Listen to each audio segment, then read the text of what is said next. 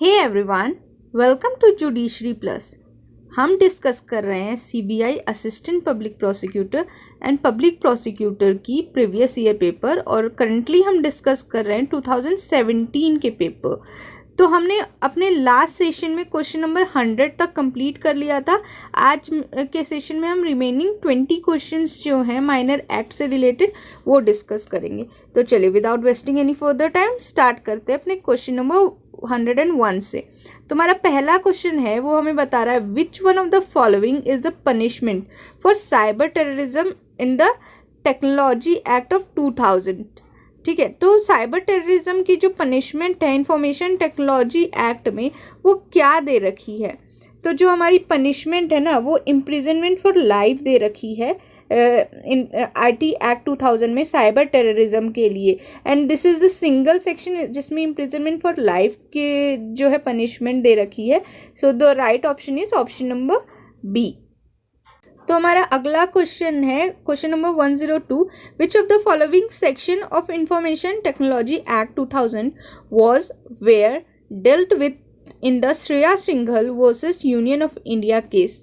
तो Shreya Singhal versus Union of India के case में जो था आईटी एक्ट के कौन कौन से प्रोविजंस जो हैं डेल्ट किए गए थे। तो इसका जो राइट ऑप्शन है ना वो हमारे पास है ऑप्शन नंबर ए, यानी कि सेक्शन 66A, 69A और 79। ठीक है, जहाँ की उन्होंने 66A को स्ट्रक डाउन कर दिया था और 69A को और 79 को अपहेल्ड किया था। ठीक है, तो याद रखिएगा 66A को तो मेजोरिटी ऑफ द पीपल को पता रहता है बट 69A और 79 का पता नहीं रहता है, इसलिए कन्फ्यूज़न में वो ऑप्शन नंबर बी बहुत लोग टिक कर देते हैं। तो this is not the right option, option number A is right. ठीक है, अब नेक्स्ट क्वेश्चन है हमारा क्वेश्चन नंबर 103 जो हमें बता रहा है the Supreme Court of India has struck down section 66A of IT act 2000 for violation of which of the following article of constitution of India. यानी कि कौन से आर्टिकल के वायलेशन के लिए जो है 66A को स्ट्रक डाउन किया गया था सुप्रीम कोर्ट के द्वारा। तो इसका राइट आंसर जो है ऑप्शन नंबर ए है, 19(1)(a) का वायलेटिव था इसलिए उसको स्ट्रक डाउन कर दिया गया। फिर नेक्स्ट क्वेश्चन है which of the following section of IT act 2000 deal with the punishment for tampering with the computer source document. तो कौन सा सेक्शन जो है हमारा आईटी एक्ट का वो हमें डील कर रहा है पनिशमेंट से। किस चीज़ के लिए पनिशमेंट? कंप्यूटर सोर्स डॉक्यूमेंट के टैम्परिंग के लिए। तो इसके लिए पनिशमेंट से डील कर रहा है सेक्शन नंबर 65।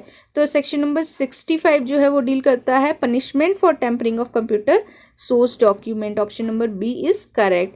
तो क्वेश्चन नंबर 105 पे चलते हैं। Under the provision of IT act 2000 the responsibility of intermediary regarding objectionable content being used to commit the unlawful act extend to. तो इसका हमारा राइट ऑप्शन है ऑप्शन नंबर डी, यानी कि 2 और 3। तो चलिए देखते हैं कि कहाँ तक एक्सटेंड करता है आईटी एक्ट में जो है रिस्पॉन्सिबिलिटी जो इंटरमीडियरी की रिगार्डिंग ऑब्जेक्शनेबल कंटेंट के लिए। तो ताकि कमिट किया जाए अनलॉफुल एक्ट वो एक्सटेंड करता है taking it down by receiving court order asking intermediary to expeditiously remove and disable access to certain material. यानी कि उसको ऑर्डर दिया जाएगा कि इंटरमीडिएट को कि जो है जल्द से जल्द रिमूव कर दो या डिसेबल कर दो एक्सेस वैसे मटेरियल का। ठीक है, जो अनलॉफुल एक्ट कमिट कर रहा है जो ऑब्जेक्शनेबल कंटेंट है उसको क्या बोलेगा वो कि हटा दिया जाए, रिमूव कर दिया जाए, डिसेबल कर दिया जाए। फिर तीसरा जो है राइट है वो बता रहा है taking it down after receiving government order asking intermediate to expeditiously remove और disable access to certain order. यानी कि यहाँ पे गवर्नमेंट ऑर्डर करेगी या तो कोर्ट ऑर्डर करेगी या तो गवर्नमेंट ऑर्डर करेगी कि उसको हटा दो या डिसेबल कर दो। ठीक है, तो और ये हमारा राइट ऑप्शन है। फर्स्ट जो ऑप्शन है दिस इज़ नॉट करेक्ट क्योंकि इसमें बोल रहा है immediately take down the content as soon as intermediately receive information. तो इसमें क्लियर नहीं किया कि रिसीव कहाँ से कर रहे हैं इन्फॉर्मेशन। ठीक है, तो कौन कौन करेगी? गवर्नमेंट के ऑर्डर पे और कोर्ट के ऑर्डर। अब नेक्स्ट क्वेश्चन है हमारा 106। If any person contravenes rules और regulation made under the provision of IT act 2000 and for the contravention of which no penalty has been separately provided under the act he is liable to pay compensation up to. यानी अगर कोई person जो है वो कंट्रावीन कर रहा है rules या रेगुलेशन जो कि आईटी एक्ट के प्रोविजंस के अंदर दिए गए हैं, ठीक है। और जो कॉन्ट्रावेंशन है जिसके लिए कोई पेनल्टी नहीं दी रखी है सेपरेटली इस एक्ट के अंदर, तो उसको कितना पे करना पड़ेगा, तो ये जाएगा हमारा रेसिड्यूरी सेक्शन के अंदर, और जो कि 25,000 जिसमें कि पेनल्टी है, ठीक है। जिसमें कोई सेपरेटली पनिशमेंट नहीं दे रखा उसमें 25,000 पे करना होता है रेसिड्यूरी सेक्शन के अंदर, ठीक है। अब आप मुझे ये कमेंट सेक्शन में बताइए कि रेसिड्यूरी सेक्शन का जो है सेक्शन नंबर क्या है। मैंने बहुत अच्छे से आपको IT एक्ट पढ़ाया है, तो आप प्लीज़ मुझे कमेंट सेक्शन में कमेंट करके बताएं। और अगर आप लोगों में से किसी ने अभी तक हमारे माइनर एक्ट की सीरीज़ नहीं देखी तो आप प्लीज़ प्ले लिस्ट में जाके चेक कर सकते हैं। It is available free of cost, आप अपने फ्रेंड्स के साथ भी शेयर कर सकते हैं। तो keep revising the content before the examination as many times as possible. तो चलिए नेक्स्ट क्वेश्चन की तरफ चलते हैं। क्वेश्चन नंबर 107 जो हमें बता रहा है which of the following statement is और आर करेक्ट, यानी कि इसमें से कौन सा स्टेटमेंट ऐसा है जो करेक्ट है, यानी कि ऑप्शन नंबर सी जो है वो करेक्ट है। 3 तो देख लेते हैं 3 में क्या दिया है। The appeal under IT act 2000 can be filed before the telecom dispute settlement and appellate tribunal establish under the telecom regulatory authority of India act of 1997। ये ऑप्शन जो है वो करेक्ट है। जो अपील होता है IT एक्ट 2000 के अंदर उसको फाइल किया जा सकता है किसके अंदर सामने, telecom dispute settlement and appellate tribunal establish under telecom regulatory authority of India act of 1997, ठीक है। तो चलिए चलते हैं अपने नेक्स्ट क्वेश्चन की तरफ जो हमें बता रहा है जो सब्सक्राइबर है according to section 2ZG of IT act 2000 means a person. तो सब्सक्राइबर जो है जिसकी डेफिनेशन दी है सेक्शन 2 क्लॉज ZG में, उसका मतलब क्या होता है, ठीक है। तो उसका मतलब जो है हमारे IT एक्ट में दिया है in whose name electronic signature certificate is issued, ठीक है। तो वो सब्सक्राइबर होता है जिसके नाम पे इलेक्ट्रॉनिक सिग्नेचर सर्टिफिकेट जो है इशू होता है। तो option number D is correct. Next question है 109 जो हमें बता रहा है according to section 25 of IT act 2000 the controller may revoke the licence regarding issue of electronic signature certificate issued under section number 21 of the act. तो which of the option is correct, so the correct option is option number C by making an inquiry and by giving a reasonable opportunity of suing cause against the proposed revocation। यानी कि section 25 जो है IT act का उसके हिसाब से जो controller है ना, जो कंट्रोलर है वो रिवोक कर सकता है लाइसेंस किसके regarding, issuance of electronic signature certificate के रिगार्डिंग, जो कि सेक्शन नंबर 21 में इशू किया जाता है, ठीक है। तो वो कैसे कर सकता है, तो वो इंक्वायरी कंडक्ट करा सकता है और रिजनेबल अपॉर्चुनिटी देगा सो कॉज करने के लिए कि क्यों ना किया जाए तुम्हारा लाइसेंस रिवोक। तो इंक्वायरी करने के बाद रीजनेबल अपॉर्चुनिटी देने के बाद वो जो है वो रिवोक कर सकता है, ठीक है। तो ये सेक्शन नंबर 25 के हिसाब से होता है। नेक्स्ट क्वेश्चन है 110 which of the following offence is consider as cognizable under the provision of IT act 2000। यानी कि इसमें बताया जा रहा है कौन से जो ऑफेंस है नीचे दिए गए वो कॉग्निजेबल ऑफेंस है, ठीक है, under the provision of IT act. तो इसका जो राइट ऑप्शन है option number B is correct. The offences punishable with imprisonment of 3 years and above, यानी कि 3 साल या 3 साल से ज़्यादा जिसकी पनिशमेंट दे रखी है वो कॉग्निजेबल ऑफेंस कहलाता है under IT act 2000। Next question है 111 under the prevention of corruption act of 1988 an appeal against the order of special जज वुड लाई बिफोर। अब देखिए 110 से हमारा IT एक्ट के क्वेश्चंस ख़त्म हो गए। अब हम डिस्कस करने वाले हैं 111 से जो कि प्रिवेंशन करप्शन एक्ट से डील करता है, ठीक है। तो इसमें बता रहा है कि अंडर प्रिवेंशन करप्शन एक्ट जो अपील जो होती है ना स्पेशल जज के ऑर्डर के अगेंस्ट, तो वो किसके पास लाई करती है, स्पेशल जज के ऑर्डर के अगेंस्ट जो लाई करती है हाई कोर्ट के पास। Option B is correct. Next question है a person shall not be qualified for appointment as a special judge under prevention of corruption act of 1988 unless he is or has been, ठीक है। तो जो है इसमें बताया जा रहा है कि कोई पर्सन जो है क्वालिफाई कब नहीं करे, कब क्वालिफाइड नहीं होगा किसके अपॉइंटमेंट के लिए एज ए स्पेशल जज under prevention of corruption act of 1988। तो कब नहीं वो क्वालिफाइड करेगा, तो इसमें ऑप्शन सी इज करेक्ट। तो अगर वो स्पेशल जज है अंडर CRPC, सॉरी सेशन जज है अंडर CRPC, दूसरा एडिशनल जज है अंडर CRPC, और चौथा असिस्टेंट सेशन जज है अंडर CRPC। ठीक है, यानी कि कौन क्वालिफाइड है सेशन स्पेशल जज के अपॉइंटमेंट के लिए under prevention of corruption act of 1988। तो जो चीफ जुडिशियल मजिस्ट्रेट होता है ना CRPC के अंदर, ये एलिजिबल है, ये क्वालिफाइड है। बाकी जो सेशन जज है, एडिशनल सेशन जज और असिस्टेंट सेशन जज, ये लोग नहीं होते हैं क्वालिफाइड। ठीक है, फिर नेक्स्ट क्वेश्चन है हमारा 113। Under the prevention of corruption act of 1988 if a person not expecting to be in office obtain a gratification by deceiving other into a belief that he is about to be in office and that he will then serve them, he will be guilty of।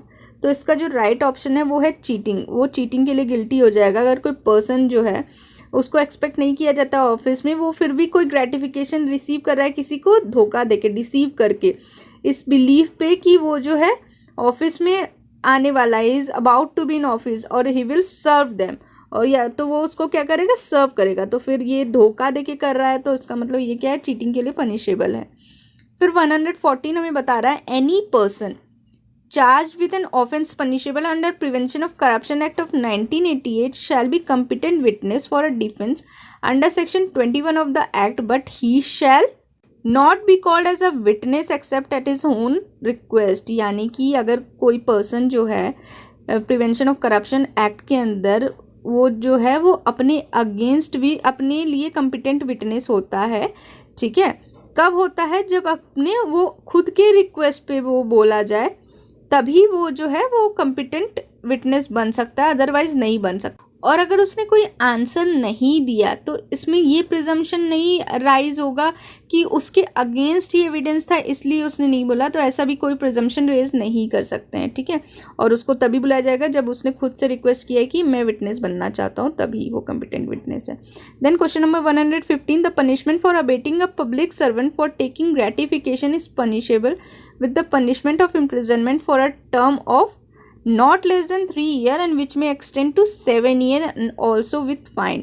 यानी कि अगर कोई person जो है वो abate कर रहा है किसी पब्लिक सर्वेंट को कि वो ग्रेटिफिकेशन रिसीव करे, ठीक है, तो उसको कितनी पनिशमेंट मिलेगी, 3 से 7 साल की सज़ा मिल सकती है। ठीक है, और उसके साथ साथ फाइन भी मिल सकता है। ठीक है, फिर नेक्स्ट क्वेश्चन है हमारा question number 116, the offences punishable under prevention of corruption act of 1988 shall B tried only by. तो जो ऑफेंसेस होते हैं जो पनिशेबल होते हैं under prevention of corruption act 1988, उसको ट्राई कौन करता है, उसको ट्राई करते हैं स्पेशल जज जो हमारे उसके अंदर अपॉइंट होते हैं, वही इसको ट्राई करते हैं। Then next question is under section 7 of prevention of corruption act 1988 the word gratification is. तो जो वर्ड जो gratification under prevention and corruption act, उसका मतलब क्या है, तो the right option is option number 3C। तो not restricted to pecuniary gratification और to gratification estimated in money. यानी कि जो इसमें ग्रेटिफिकेशन दिया हुआ है ना, वो सिर्फ पिक्यूनरी ग्रेटिफिकेशन नहीं है, जो फाइनेंशियली जो मनी रिलेटेड जो बेनिफिट है बस वही नहीं है, कोई अदर तरीके का भी बेनिफिट जो है वो इसमें ग्रेटिफिकेशन के अंदर आ जाएगा अंडर सेक्शन 7। ठीक है, देन नेक्स्ट क्वेश्चन हमारा है question number 118, investigation of an offence under section 13 clause 1 clause E of prevention of corruption act of 1988 can not be made without the order of such police officer who is not the below rank of. तो the right option is option number C, superintendent of police. यानी कि जो भी investigation होती है किसी offence के under section 13 clause 1 clause ई के अंदर प्रिवेंशन ऑफ करप्शन एक्ट के, उसको जो है मेड नहीं किया जा सकता है बिना किसके ऑर्डर के, वैसे पुलिस ऑफिसर के, जो कि किस रैंक से बिलो नहीं होगा, सुप्रिटेंडेंट ऑफ पुलिस के रैंक के बिलो नहीं होगा। यानी कि जो 13 क्लॉज 1 क्लॉज ई में जो ऑफेंसेस हैं वो तभी इन्वेस्टिगेट करे जा सकते हैं जब सुप्रिटेंडेंट ऑफ पुलिस के रैंक और या उसके अबव के रैंक ने ऑर्डर पास कर दिया है। ठीक है, कि आप इन्वेस्टिगेट कर सकते हो। देन हमारा सेकेंड लास्ट क्वेश्चन जो है इस सेशन का वो है, are the member of parliament public servant under prevention of corruption act of 1988। क्या जो है पार्लियामेंट के मेंबर जो है वो पब्लिक सर्वेंट होते हैं under corruption prevention of corruption act of 1988। तो द राइट ऑप्शन जो है हमारा ऑप्शन नंबर डी है, यानी कि they are public servant as they perform public duty. वो क्या है, पब्लिक सर्वेंट है, क्योंकि वो पब्लिक ड्यूटी परफॉर्म करते हैं हमारे लिए। ठीक है, तो आज का जो लास्ट क्वेश्चन है वो हमें बता रहा है, question number 120, according to the provision of prevention of corruption act of 1988, if any public servant commit criminal misconduct then he और she shall be liable to be punished with such term which shall not be less than। तो जो है कोई person जो है वो उसने offence किया है prevention of corruption act of 1988 के अंदर, और उसने क्या किया है कि अगर कोई पब्लिक सर्वेंट जो है वो कमिट कर रहा है, क्या कर रहा है, क्रिमिनल मिसकंडक्ट कमिट कर रहा है, सेक्शन नंबर 13 के अंदर क्रिमिनल मिसकंडक्ट कमिट कर रहा है, तो उसको लायबल कर दिया जाएगा। तो कितने पनिशमेंट के लिए लायबल किया जाएगा, तो इसका राइट ऑप्शन है ऑप्शन नंबर बी, यानी कि 4 साल तक और 10 साल का फाइन और प्लस फाइन है, यानी कि 4 ईयर्स से 10 ईयर्स तक एक्सटेंड कर सकता है, और प्लस क्या है, फाइन है। ये है पेनल्टी, ये है ऑफेंस की पनिशमेंट। ठीक है, 4 years to 10 years and fine. तो यहाँ से हमारा ख़त्म होता है 2017 के ऑल द क्वेश्चंस। मैंने पूरा ब्रीफली डिस्कस किया है आपके साथ, और अगर आपको कोई भी क्वेश्चन समझ नहीं आया तो आप मुझे कमेंट सेक्शन में कमेंट करके बता सकते हैं, मैं उसको एक्सप्लेन कर दूंगी कमेंट सेक्शन में ही। और कल से मैं स्टार्ट करने वाली हूँ 2015 के क्वेश्चन, तो stay tune with my channel. और अगर आपने माइनर एक्ट की सीरीज़ अब तक नहीं देखी तो प्लीज़ जल्दी करिए और सारे माइनर एक्ट की सीरीज़ देखिए। और अगर आपको अच्छा लगता है तो अपने फ्रेंड्स के साथ शेयर करिए, चैनल को सब्सक्राइब करिए, वीडियो को लाइक करिए। So this is all bye my side. I am signing off today's session. Thank you.